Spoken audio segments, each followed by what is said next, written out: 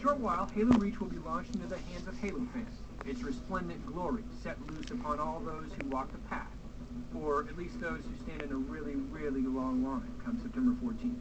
Halo Reach represents something special. After all, it's a prequel to the Halo trilogy, the warm center of Halo's grand and ever-expanding universe. For the die-hard multiplayer fans out there, Halo Reach represents something even more, the return of some of the most cherished maps in the history of Halo. But this isn't the first time maps have made a comeback in Halo, so the folks here at Waypoint thought it'd be great to take a quick look at the multiplayer environments of the past and revisit the maps we've come to love over the years. Halo's story began in 2001, Halo Combat Evolved. Players around the globe discovered a legitimate reason to lug televisions and Xbox consoles to their friends' houses to play for hours on end. And it was in those early days that names like Battle Creek, Derelict, Hang 'em High, and Blood Gulch were burned into the collective psyche of the Xbox fanbase, thanks to Bungie's stellar shooter. So in 2004, when Halo 2 was released, the announcement that we would see several returning favorites was sincerely welcomed. At launch, there was Coagulation, which would take the place of Blood Gulch, and Beaver Creek, which would replace Battle Creek. Arguably, the two most popular maps were back, with upgraded visuals and a few interesting tweaks. In the summer of 2005, Halo 2 would also see the return of Wizard in the form of Warlock, and the longest into a map known as Elongation. It wouldn't be until early 2007, only months before Halo 3's release date, that we would also see the return of Hang 'em High and Derelict from the first Halo game, coined Tombstone and Desolation respectively.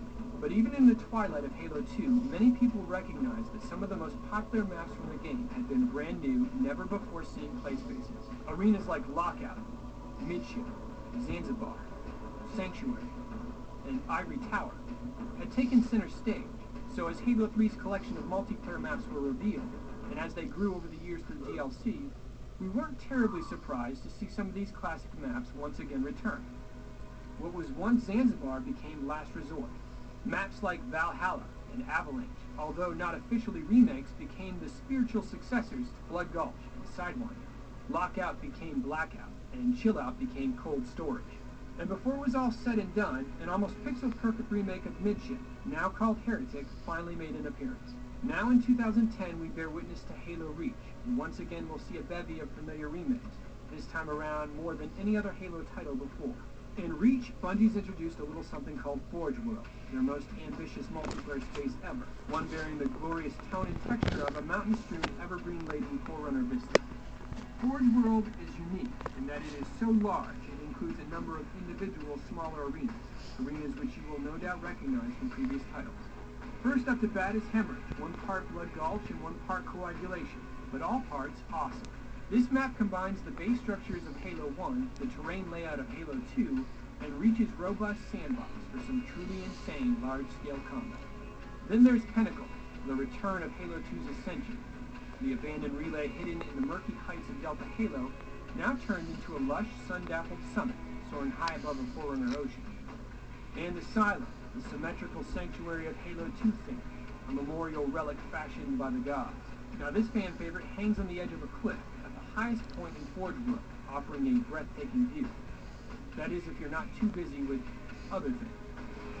And if that wasn't enough, Bungie's hinted at even more potential remakes in their recent Forge Viaduct.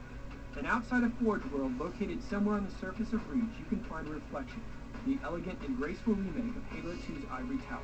Though there's been some aesthetic changes throughout, overall the map accurately reflects its predecessor's finer points. No pun intended.